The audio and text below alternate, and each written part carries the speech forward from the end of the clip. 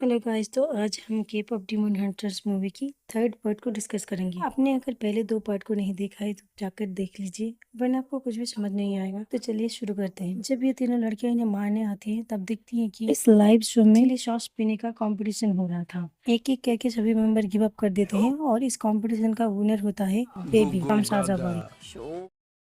ये तीनों लड़कियां उन पर ऊपर से नजर रख रही होती है। तभी जिनू उन्हें देख लेता है और अचानक से माइक लेकर ये कह देता है कि हंट्रिक्स का। जी हाँ, ये लोग पकड़े जाते हैं और पकड़े जाने के कारण इनके पास कोई चारा नहीं होता, इसलिए ये लोग उनका इनविटेशन एक्सेप्ट कर लेते हैं। फिर इनके बीच कैट फाइट शुरू हो जाती है और शो बंद होने के बाद ये लड़के भागने लगते हैं। तभी ये लड़की उनके पीछे जाती है और वहाँ पर एक फाइट होता है और फाइट के बीच में होता ये है कि जब रूमी जीनू पर अटैक कर रही होती है तभी उसका जो डीमन वाला मार्क वो रिवील हो जाती है और इससे वो पैनिक कर जाती है और मीरा और जोई उसे मदद के लिए पुकार रही होती है, पर वो रिस्पॉन्स नहीं करती। तभी जीनू उसके मार्क देखकर ये कहता है कि ये एक हंटर जो कि आधी डीमन है। तभी जीनू उसे अचानक से ऊपर पड़ करके उसे अपनी बाहों में लेता है और उसके बाद एक सीन आता है भी वो उसे जोर से धक्का मारता है और वो ये नोटिस करती है कि उसके हाथ का जो मार्क है उसने वो अपने स्कार्फ से कवर कर दिया है। फाइटिंग खत्म होने के बाद जब ये लड़कियां घर आती हैं तब नोटिस करती है कि जो हार्मोन है वो पूरी तरीके से टूट चुका है, क्योंकि साजा बॉयज के फैन ज्यादा बढ़ रहे थे और उनके फैन घट रहे थे। इसीलिए तभी ये लड़कियां एक दूसरे से बात करके शपथ लेती हैं कि वो एक ऐसा सॉन्ग बनाएंगे कि उससे इन डीमन की बैंड बजा देंगे। तभी रात को जब रूमी जीनू के बारे में सोची हो रहा होता है कि एक डीमन आता है एक लेटर लेकर और उसमें लेटर में ये लिखा होता है कि मुझसे मिलो, जो कि दरअसल जीनू ने भेजा था। रूमी पहले तो ना जाने का सोचती है, पर कुछ सोचकर फिर वो चली जाती है और जाते ही वो जीनू को देखते ही उस पर अटैक कर देती है। पर पता चलता है कि वो जीनू नहीं बल्कि कोई डॉल थी। तब असली जीनू आता है और कहता है कि मैंने सोचा कि तुम्हारा गुस्सा अगर डॉल पर निकल जाएगा तो अच्छा होगा। तभी वो उससे बात करने की कोशिश करता है पर वो उसे मारने लगती है। फिर जीनू रूमी के समझाने लगता है कि हम जो भी कर रहे हैं ये हमारी मजबूरी है, हम सारे के सारे डीमन जो है वो कीमा के कब्जे में है, उसके बस में है और वो जो भी करवाता है हमें वो करना पड़ता है। तब रूमी कहती है कि तुम डीमनों में कोई फीलिंग्स नहीं होती। तब जिनो रूमी से कहता है कि तुम गलत हो, हम डीमन सिर्फ फील ही तो करते हैं, दर्द को, तकलीफ को, तभी तो हम कीमा के बस में हैं। तभी जिनो रूमी से पूछता है कि क्या तुम उसे सुन नहीं सकती। तब रूमी कहती है कि पता नहीं तुम किस बारे में बात कर रहे हो। तभी जिनो कहता है कि तुम्हारी किस्मत अच्छी है कि तुम उसे सुन नहीं सकती, वही आवाज तो है जो हमें कंट्रोल करती है। तभी वो अपने पास्ट के बारे में बोलने लगता है। उसकी फैमिली बहुत ही ज्यादा बुरी हालत में थी और वो एक स्ट्रीट सिंगर हुआ करता था जिससे उसके संसार नहीं चलते थे। तभी उसने वो आवाज पहली बार सुनी थी जो कह रहा था कि वो उसके दर्द और तकलीफें दूर कर सकता है। उसके बाद उसकी किस्मत बदल गई और वो लोग एक अच्छी जिंदगी जीने लगे, यहाँ तक कि राजा ने भी उसकी सॉन्ग की तारीफ। पर ये डीमन के निशान धीरे धीरे उसके बॉडी पर फैलने लगे और उसे डीमन की दुनिया में फेंक दिया गया और कीमा ने उसे गुलाम बना लिया और फिर से उसकी फैमिली सड़क पे आ गई और तब से उसे अपने माँ और बहन की चीखने की आवाज सुनाई देती है और उसे अपनी नाकामी की याद दिलाता है। पर ये बातें रूमी विश्वास नहीं करती और वो कहती है कि तुम एक डीमन हो और मैं तुम्हें मार दूंगी। ये कह के वो मुझे मारने जाती है पर वो गायब हो जाता है। तभी हमें रूमी का घर का सीन दिखाया जाता है जहाँ पर ये तीनों लड़कियां बैठ के सॉन्ग लिखने की कोशिश कर रही होती है और कहती है कि अगर वो उन्होंने इस बार एक अच्छा सॉन्ग लिखकर फैंस का दिल नहीं जीता तो डीमन हमेशा के लिए आजाद हो जाएंगे और इस दुनिया पर कब्जा कर लेंगे। तभी ये तीनों मिलके एक गाना बनाती है, पर जब आइडल अवार्ड्स का वक्त आता है तब साजा बॉय जीत जाता है। इसी तरह डीमन और हंटर्स में फाइट चलती रहती है। इसी बीच जीनू बहुत बार रूमी को खत लिखता है मिलने के लिए, पर रूमी मिलने नहीं जाती। उसके बाद होता ये है हंट्रिक्स को पीछे छोड़कर साजा बॉयज आगे बढ़ जाते हैं और फैंस के बीच साजा बॉयज का क्रेज ज्यादा बढ़ने लगता है। हंट्रिक्स एक फैन मीटिंग अरेंज करती है, वहाँ पर भी ये साजा बॉयज आ जाते हैं। तभी ये लोग दूसरी साइड टेबल अरेंज करके इन्हें बैठने के लिए देता है, पर इससे होता ये है कि इनके फैंस दो हिस्सों में बंटने लगता है। तभी रूमी कहती है कि हम एक साथ ही बैठेंगे ताकि हर फैन का साथ मिल सके। तभी जिनू रूमी के पास बैठ के रूमी को मोक कर रहा होता है अपनी डीमन होने की बात अपने दोस्तों से छुपाने के लिए। तभी रूमी कहती है कि मैं तुमसे नफरत करती हूँ और उसकी माँ से भी। तभी जिनू कहता है कि अगर रीमा को नफरत से मारा जा सकता तो वो मैं हजारों साल पहले ही कर चुका होता। रूमी जिनू को पॉजिटिव होने के लिए, पर साजा बॉयज वहाँ से चले जाते हैं।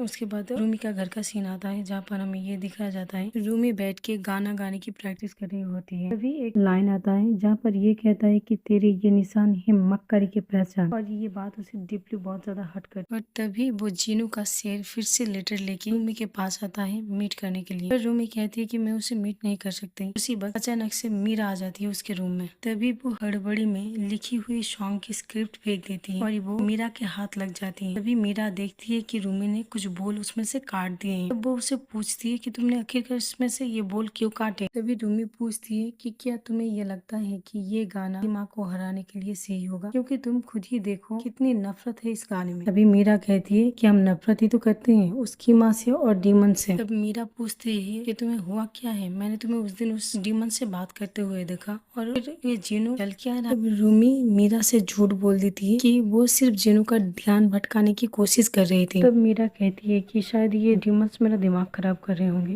बेवजह मैं तुम पर शक करने लगी। और फिर वो वहाँ से चली जाती है। पर होता ये है कि रूमी सैड हो जाती है और उसके बाद हमें साजा बॉयज को दिखाया जाता है जो कि सब लोगों को शुक्रिया कह रहा होता है फैन फॉलोइंग बढ़ने के लिए, और हंड्रिक्स को भी उसमें शामिल करता है। तभी हमें दिखाया जाता है कि चारों तरफ डीमंस बहुत ज्यादा पावरफुल हो गए, हार्मोन बहुत ज्यादा कमजोर हो गए और लोग बहुत ही ज्यादा गायब हो रहे हैं। तभी हमें डीमन वर्ल्ड दिखाया जाता है जहाँ पर ये सारे के सारे सोल्स कीमा के पास जा रहे होते हैं और वो उनसे ताकत ऑब्जर्व कर रहा होता है। तभी जिनू भी वहाँ पर होता है और उसका जो वो शेर है वो रूमी की तरफ से जिनू को लेटर देता है, पर रूमी ने जिनू को मिलने के लिए बुलाया होता है। मिलने के बाद रूमी जिनू से कहता है कि तुम मेरी आइडल अवार्ड जीतने में मदद करो, मेरा साथ दो, इसी तरह से हम कीमा को हरा पाएंगे और हम दोनों आजाद हो जाएंगे। तभी जिनू पूछता है कि तुम्हें लगता है ये तरीका काम करेगा। तभी रूमी कहती है कि अगर तुम आजाद नहीं हो पाए तो मैं भी नहीं हो पाऊंगी। यही कह के वो दोनों वहाँ से चले जाते हैं। दूसरी तरफ हमें दिखाया जाता है कि ये लड़कियां अपनी लाइव परफॉर्मेंस के लिए गाना प्रैक्टिस कर रही हैं। जब भी गाने के लिरिक्स में वो डीमन के निशान के बारे में बात आती है तभी रूमी रुक जाती है और मीरा पूछती है कि तुम्हें हुआ क्या है। रूमी कहती है कि ये पूरा गाना ही बहुत ज्यादा खराब है। तभी मीरा और उसके बीच बहस हो जाती है। तभी दुनिया में डीमन के आने का एक सिग्नल आता है और ये तीनों लड़कियां चली जाती है उनसे फाइट करने के लिए। लड़ाई करते करते मीरा फिर से रूमी से सवाल पूछने लगती है और इस सवालों की वजह से रूमी गुस्से में आकर मीरा की इंसल्ट कर देती है। तभी बहुत सारे डीमन इन पर हमला कर देती हैं और रूमी फाइट के बीच में कमजोर पड़ने लगती है। तभी होता ये है कि ट्रेन के अंदर जितने भी लोग थे सारे के सारे लोगों की सोल चुरा कर वो डीमन ले जाते हैं। तब मीरा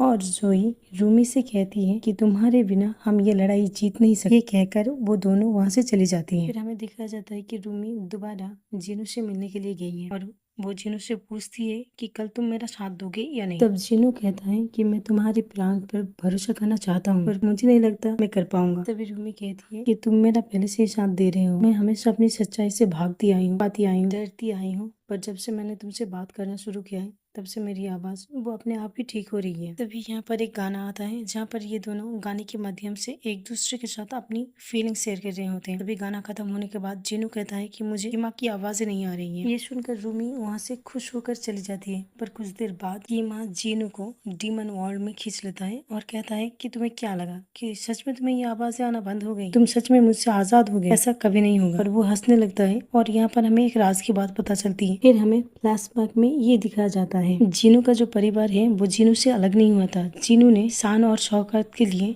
अपने परिवार को छोड़ दिया था और उसी वक्त के चीखों की आवाज जीनू के कानों में गूंजती है। तभी कीमा कहता है अगर तुम चाहो तो मैं इन आवाजों को और भी ज्यादा तेज कर सकता हूँ। दूसरी तरफ हमें ह्यूमन वर्ल्ड दिखाया जाता है जहाँ पर ये तीनों लड़कियां अपने दिल की बात शेयर कर रही होती है। तभी ये डिसाइड करती है कि वो अपना न्यू सॉन्ग गोल्डन इस अवार्ड फंक्शन में गाएंगे। फिर अवार्ड शो का दिन आता है और हमें बताया जाता है कि यहाँ पर हंट्रिक्स और साजा बॉयज परफॉर्म करने वाले हैं और पहला परफॉर्मेंस साजा बॉय का होता है पर वो लोग आते नहीं, इसीलिए पहला परफॉर्मेंस हंट्रिक्स को दिया जाता है। तब रूमी खुश हो जाती है और सोचती है कि शायद जिनू ने ये सब उसके साथ देने के लिए किया है। पर होता ये है कि जब रूमी की अकेले की परफॉर्म करने की बारी होती है तब जोई और मीरा साइड में खड़े होते हैं और वो देखते हैं कि कुछ डीमन इनके मैनेजर को उठा के ले जा रहे हैं और ये उनके पीछे जाती है और वहाँ पर जाके देखती है कि वो दरअसल उसका मैनेजर नहीं होता है, वो भी एक डीमन है जो मैनेजर का रूप लिया होता है। और तभी स्टेज पर दो डीमन आ जाते हैं मीरा और जोई का रूप लेकर। रूमी को इमोशनली ट्रिगर करने लगती है और उसका जैकेट उतार देती है। तभी रूमी इमोशनली ट्रिगर होकर अपनी डीमन वाले रूप में आ जाती है, स्टेज से भाग आती है और वो फिर देखती है असली जोई और मीरा को। तभी रूमी उन्हें सब कुछ समझाने लगती है पर वो पैनिक करने लगती है